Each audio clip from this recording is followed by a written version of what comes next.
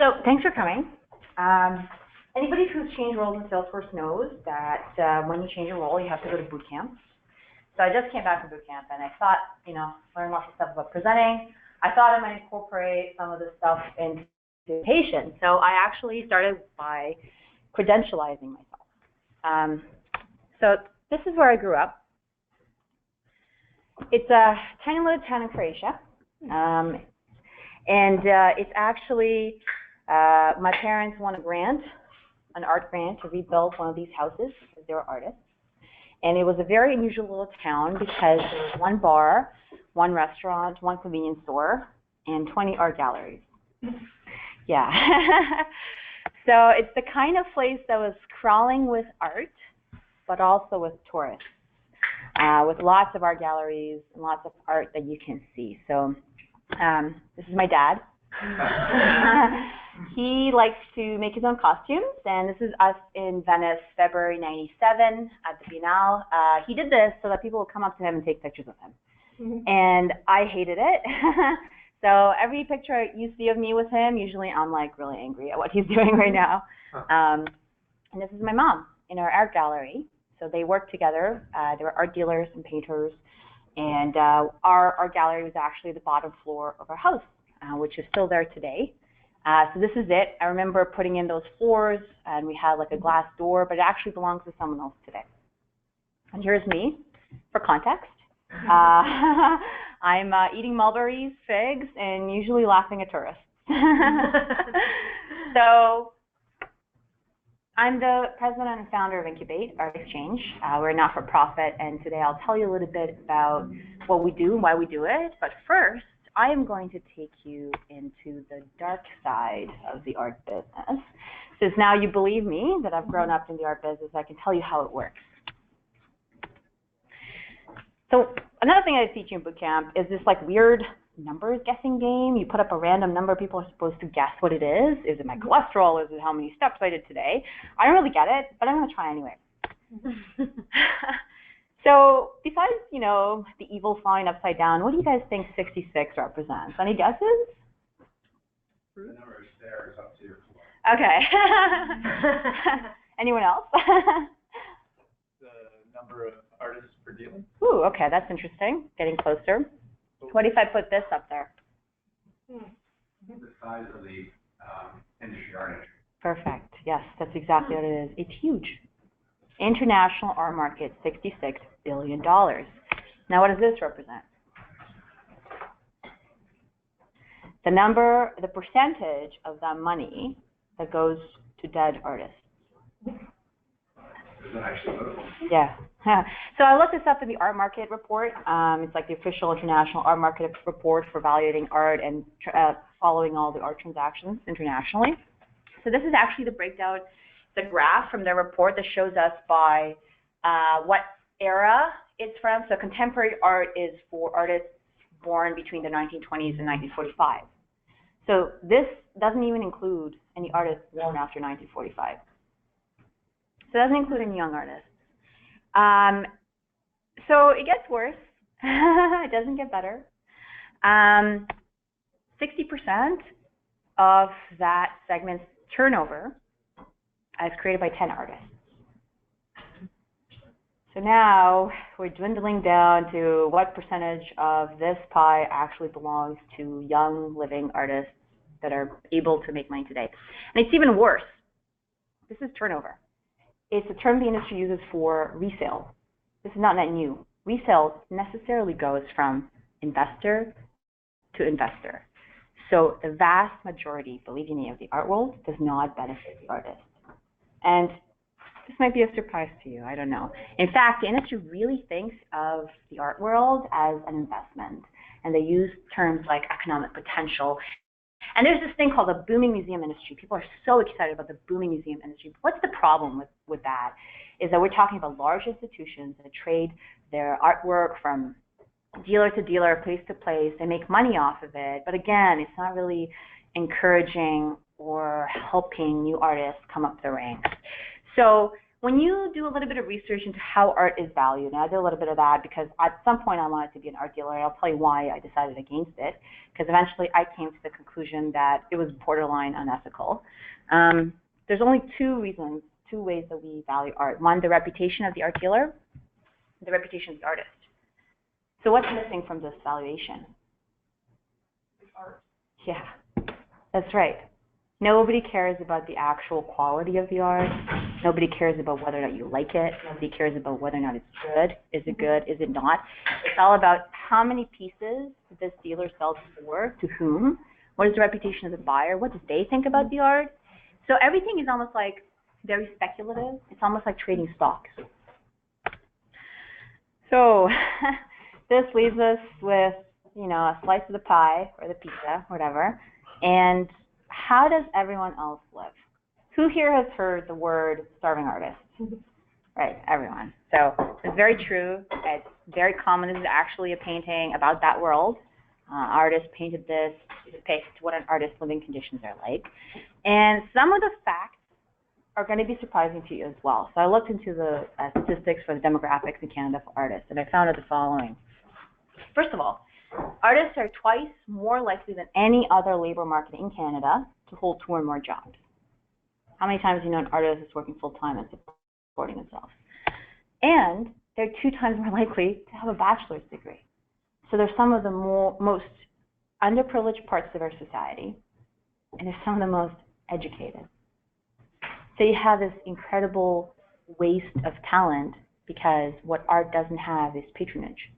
And in fact, the median income, if you're an artist, including all of your other jobs, is $21K. That's like $1K above the poverty line. And I can speak to that from personal experience. I've lived it. I've been there. I know artists who struggle.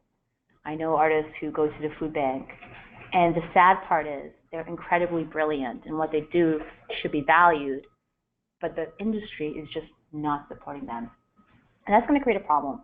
And the problem is new innovations, new art isn't going to come out of this environment because if they're not doing their art 24/7, how are they going to become the next masters?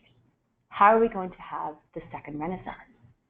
So some people might look at this and you might have friends who are artists or friends who are thinking of becoming artists or friends who are studying art, and people around them will say things like, why are you doing that? It's a waste of time. That's a waste of money. Don't do that. Nobody wants it. Society doesn't need it. So let me ask you guys something. What is art? Does anybody here want to try to give a definition for what they think art is? No pressure. I'm not going to say you're wrong or you're right. Olivia? I would go with something somebody else created that you like.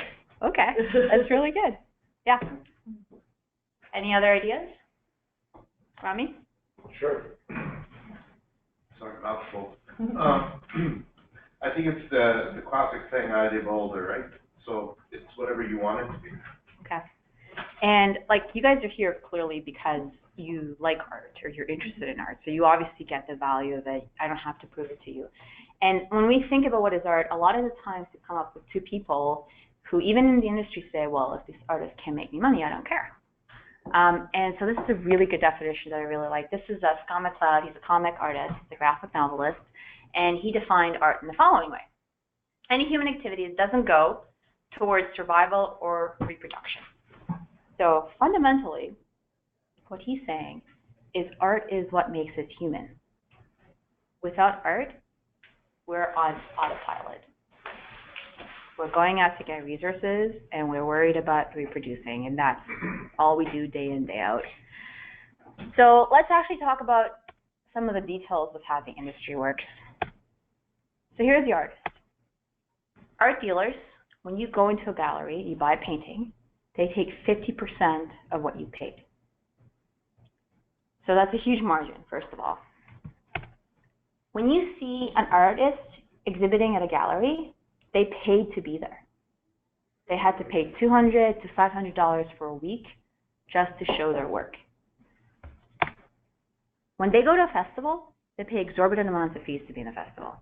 And I've heard horror stories of my friends who are artists who there's a couple of really big festivals downtown. They actually have to pay $2,000 to $5,000 to have a booth. and there is no guarantee that they will make any money from it.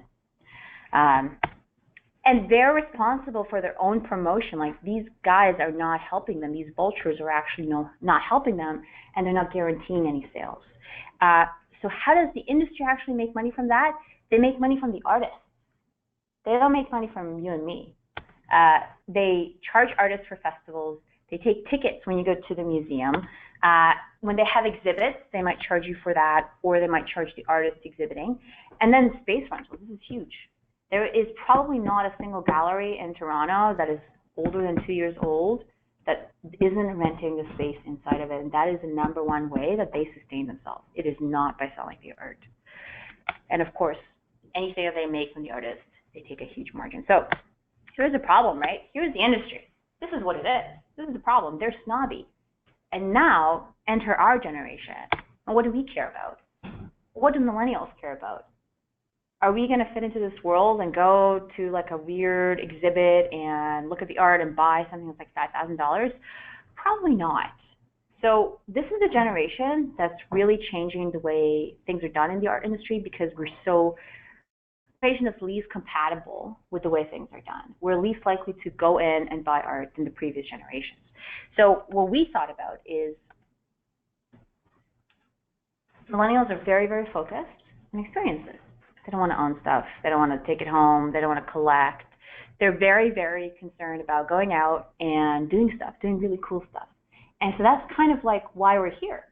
So Inkubate, what we do is we're trying to crowdfund artist projects and treat artists like rock stars. So instead of getting you to buy their artwork, we get you to come to their exhibit and pay a small fee for that in exchange for a great experience. So precisely, we will connect you to independent artists in our galleries. So we are working with small local art galleries, not large institutions, and we will help them throw art parties, kind of like how the AGO or the ROM do art parties, but we'll actually enable them to do that. So we'll come in and we'll get the DJ, we'll get the music going. It'll be like an art party. It won't be an exhibit. It won't be boring. And there was usually like an art performance involved with it. So basically, all we do is just throw art parties. But this really, really helps the artists, because nobody's out there promoting them, and nobody's out there driving new audiences, especially our generation, to these art galleries. The gallery gets free promotion. The artist gets free promotion. Usually our events have around 100 attendees. So that's 100 net new people that have maybe never stepped foot into an art gallery. That's something the industry really isn't good at attaining. And of course, new experience. We do crazy art performances. We did the one with virtual reality last time. And, you know, it's just like relax. You don't have to worry about what you know, don't know, can you value this piece? Who cares? You're there to enjoy the art, and you're there to have fun with everyone else. So here's how it used to work, or how it's working right now. Usually, a gallery will have an exhibit. It'll last a couple weeks. The opening is free, but there's not a lot of incentive to go there. It's just like an opening, and then you're like, okay, you might hear about it in the newspaper. And then usually it's attended by friends and family, so the artists will bring their friends and family who don't tend to be art buyers, and then that's it. And then they lock it up and they say, well, that was a good exhibit. Yay! I got $200 or $500 from the artist, so let's move on. But here's what we do. One night art party. So we might take an existing exhibit or collaborate with local artists to curate something, and we will do the promotion for them at no cost. So we're going to help them market themselves. It's usually artists who can't afford to do that. So we charge per ticket, and that ticket amount goes towards funding the event. So it's usually net, the $30 will cover everything that you experience there. And this is a very weird model. When I did this at my dad's gallery on Lansdowne in St. Clair, and I organized my first event 2 years ago, he came up to me and he was like, Motsa, because he has a nickname for me. He calls me Motsa. He says, I can't believe these people came when you charged $30. Like, maybe I should do that all the time. More people came today, even though you charge $30, and they come to my free events. Yeah, because we're providing them something of value, and we're coming out and finding them. We give you an art performance, an exhibit, a DJ, booze, food, photo booth, group paint, body paint, 100 new people. And once you're there, you get to know the gallery, you get to know the artist, you came for an event, you can come back. You can see the catalog. If you're interested in buying something, you can come back later. So here are some pictures. This is, we did virtual reality. So that's two of our board members, Vera and Summer, who are not here today, but we have another board member with us today, Jessica, at the back. And so this was actually a painting done in virtual reality. So the artist would put on the headset, she would use paint for VR, and she would draw something. And it was incredible because it's like doing sculpture in digital 3D. It's very, very difficult. So people got to go in, see her artwork that she had prepared, as well as try their own hand at actually drawing. This is a group painting that we did. So this is in a gallery on Queen and Ossington. And you can see the back, there's some studios. That's where they're renting those spaces to artists. And so we put up a large canvas material, stretched it over a board, and then everybody could go up and leave their marks on it. So you kind of get to experience like painting. Here's some other photos. That's another group painting that we had at a Halloween party 2 years ago. And I don't know if you saw, I actually got a print from IKEA, and I said, destroy IKEA, make real art, so paint over it. And then that's a body painting that we did. Again, that's Vera, one of our art performers. So this is our latest event in October. So this is our DJ, this is our dance floor. So we're like jamming here, but you can see this exhibit is really, really cool. It actually had 100 different pieces from 100 different artists. And it was themed, I think, Rob, you were there, and Mo was there. So afterwards, you guys can ask them what it was like. But I'll also have Jess speak a little bit about her experiences. But basically, these are demons from Japanese mythology, and the myth is talking about their journey from the other world into ours. So it's inspired by Spirited Away manga and anime. And so all the artists had to draw their own version of this journey of this myth, and they were actually oriented all of them were facing left, so that it would look like they were traveling somewhere. And all of the artwork is under $1,000. So you could get something for 100, for 200. So it's very accessible and approachable to a starting buyer. And there were some really big illustrator names there. So really people well known in the industry. And this is our group shot. So these are all the people that came out. And we did this at the end. So it's just kind of like a fun Halloween party. Okay, so I'm going to breeze through this pretty much because I think you want to hear an hour of me talking. So how can you get involved? Well, sign up for our newsletter. Newsflash, if you registered for this event, you're already signed up. So that's good. Come to our event. We'll send you an invitation now that you're on our list to the next event that we're planning. And you can volunteer at the event. And so I can talk a little bit about what that would involve. So first of all, we do need a lot of people to set up. It might be surprising, but in order to set up the DJ, the bar, and the photo booth and everything, and to help the artist set up with the performance. So usually it's like 5 hours the day of. That would be the VTO hour. Bartending. If you want to have fun at a party and still get VTO hours, this is a pretty cool way to do it. We also need bouncers. You don't have to look tough. It's okay.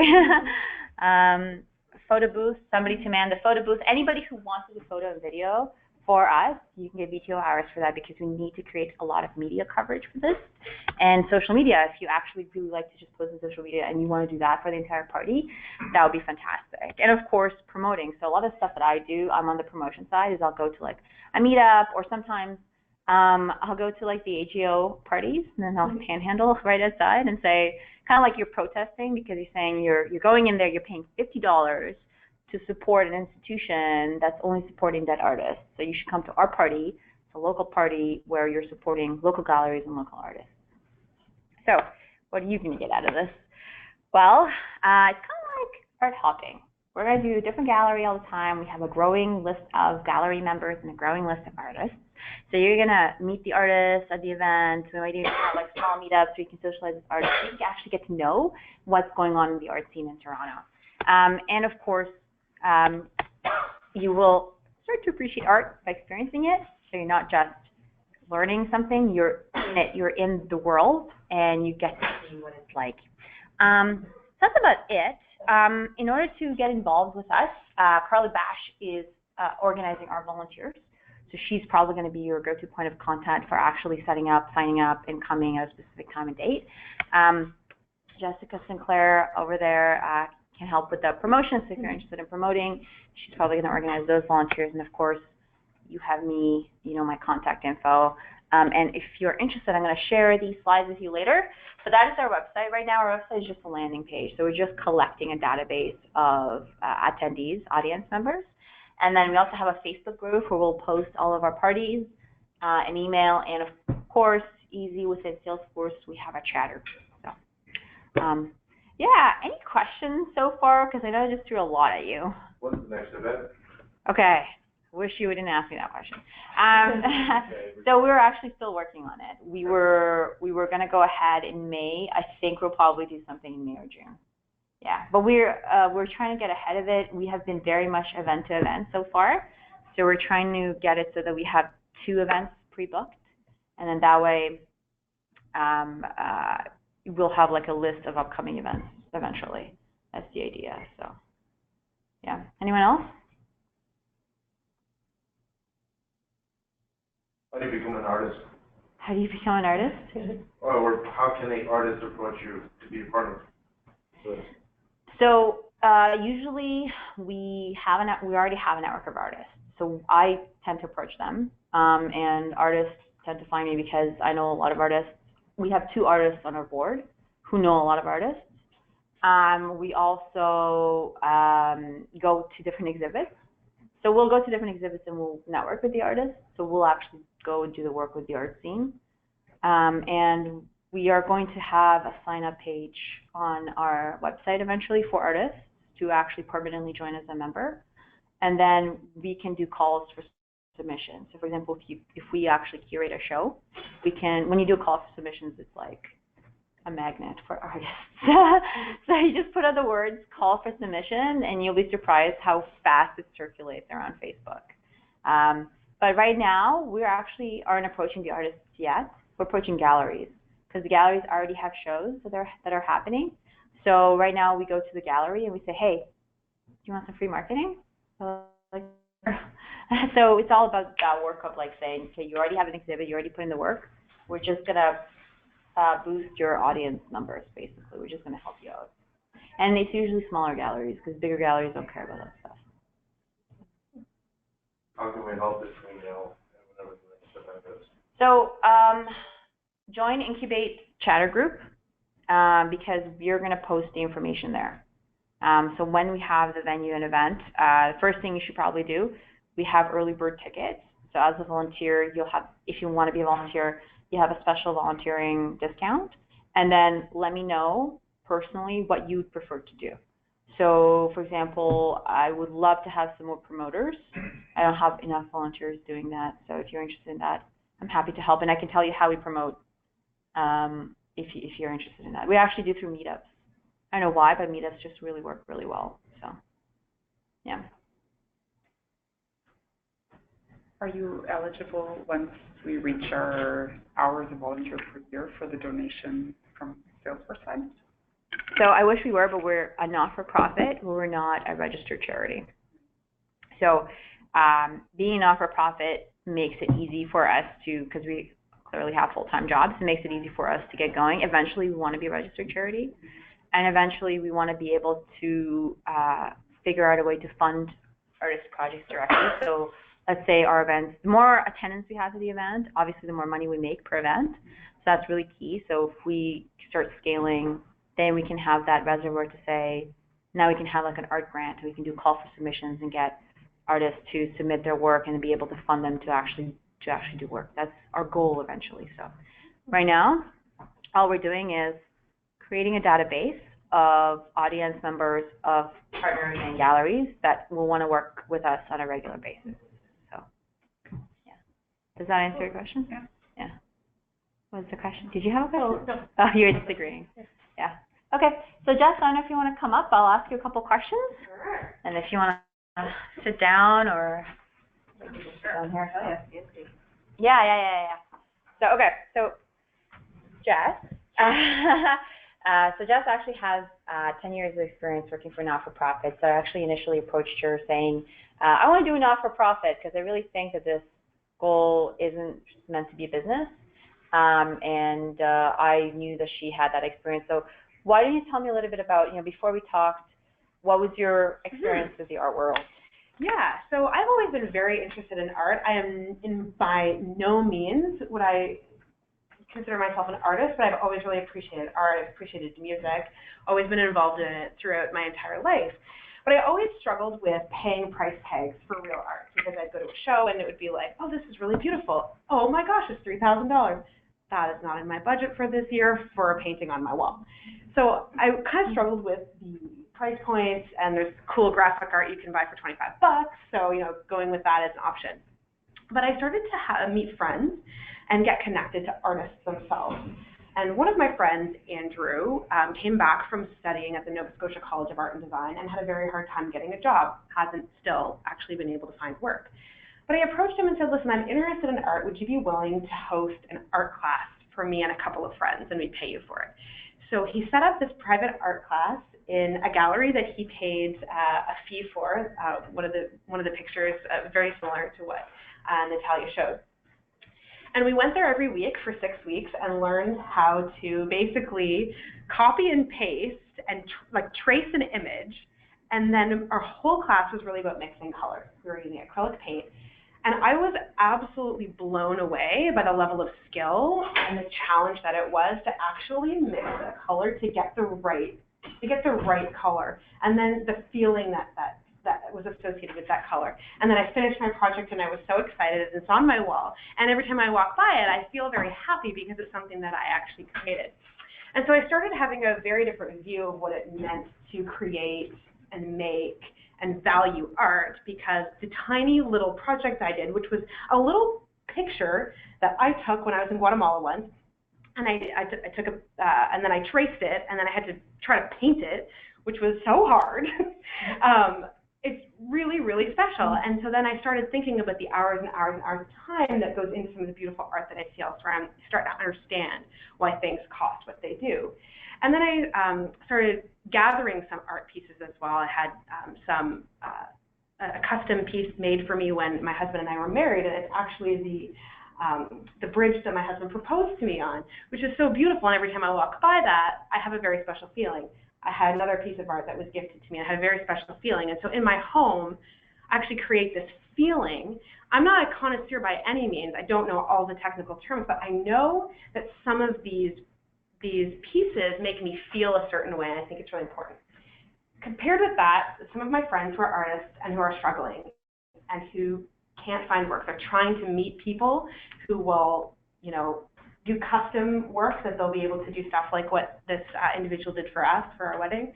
But it's very difficult to find. Like Natalia mentioned, most of the people who visit the galleries, when they do have the opportunity to portray their work, are their friends, and most of their friends are also artists who also don't have money to buy art, and they're not going to buy another person's art because they're trying to sell their own art.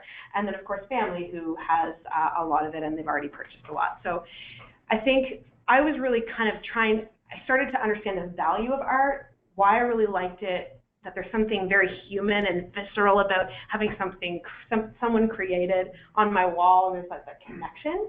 And then Natalia came by and started talking about this concept, and I just really resonate with the concept of being able to connect people, maybe like myself, who doesn't really have a network of artists, who doesn't know how to buy, doesn't know what to buy. But I know that when I see something, there's things I see and I actually don't like it, I'll be honest. There's some art I don't like, but there's some art that I really, really like, and it's beautiful. But I don't understand how to buy it. I don't have a connection to it. And I also really want to support young people who are trying to make their life in something that they really believe in and that they really love. So that's why I got involved and why I'm really excited about it. As you can see, we're very much at the initial stages of an organization. And so we're really focusing on creating these experiences that people can come to and have fun at, and start to create a bit more of an appreciation and strike up conversations around art. And so, there's a lot that I think we see in our roadmap over the course of the coming years. There's some exciting things we can do as we, really connect other artists to people and see more buys happen and all of that. But really creating these experiences so people can reframe how they view art, what it means to them, and hopefully we can see our generation start to think about what it means to buy pieces that really speak to them.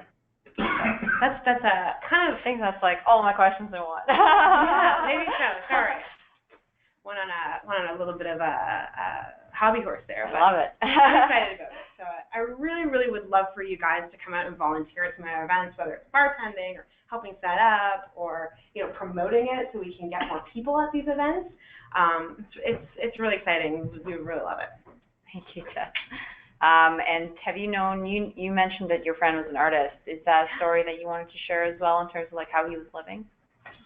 How he was living? Yeah, in terms of like situation or. Oh, yeah, sure. So he was living in his parents' basement. He is approaching 30. He is, making incredibly beautiful art, but he has 2 other side jobs as well. One as a caterer and one in, I think it's at Walmart. And he's really scraping together his living, and he is brilliant, absolutely brilliant. And it just kind of pains me to think that he's not able to make a living out of that. And it would be awesome if, the collective world or whatever could really help him to be able to find meaningful work. And he's moved out, had to move back home, and I was actually seriously thinking about giving it up as a career path. And it's a shame because this guy is immensely talented. So yeah, that's what I find. Like I hear all kinds of horror stories with artists. Like if you guys really want to help earlier than our next event, you can help get people signed up for our newsletter. Because the more people like you that we have on our roster, the more attendance we can drive to our parties, and the more attendance we have, the more money we have to continue funding artists and continue sponsoring them. And so hopefully by making it easier for you guys to pay $30 at a time instead of, you can, once you get there, buy a piece, but at least that little bit will go towards helping the local art scene in Toronto, which has its own challenges. And I think one of the things that we're also trying to do is the smaller galleries that we're going to, like Natalia mentioned, there's a number of reasons. So the other reason is some of these smaller galleries also have pieces that have ranges of pricing. And so you're introduced to like a level of pricing that makes sense. Like you're probably not going to spend $5,000. I have not spent $5,000 on art by any stretch of the imagination. But, if I really love something, I can really consider a couple $100. That's every time I walk into my home, it makes me happy. Like, that's really valuable to me, and I can support someone. So we're trying to really find those galleries that allow for some, like, different kinds of pricing so that it exposes everybody to ways that they might be able to purchase. Yeah, so that's a good point. So we usually try to put on an exhibit with a budget under $1,000, understanding that the gallery has to make money and has their margin, et cetera. We know our demographic, and, it always amazes me that, like, you go in and you buy a pair of shoes and you drop $500 just like this. But, like, when you see that painting, you're like, ooh, $500. I don't know if I can afford that. So I think it's kind of like a little bit of, like, a mindset shift. Because your shoes are good. They're useful. You use them every day, but they're going to wear out in 5 years max. So I think if we start to understand, inherently appreciate art, by being there and seeing more of it and understanding what you like, because you're going to have a different taste than someone else, then you can start to build that value of like, okay, I think I can now spend $500 in this artwork, right? And it has longevity in it, right? So it's going to keep and last forever, unless you like do something to it, which I don't recommend. So so thank you, Jess. So I think we're going to wrap it up. Like, you guys are free to like mingle and ask us questions or talk art or whatever. And then Mo has been to our previous events, and so has Rob, so you can descend on them or whatever. So yeah, thanks guys. Thank you. Yeah, thank you.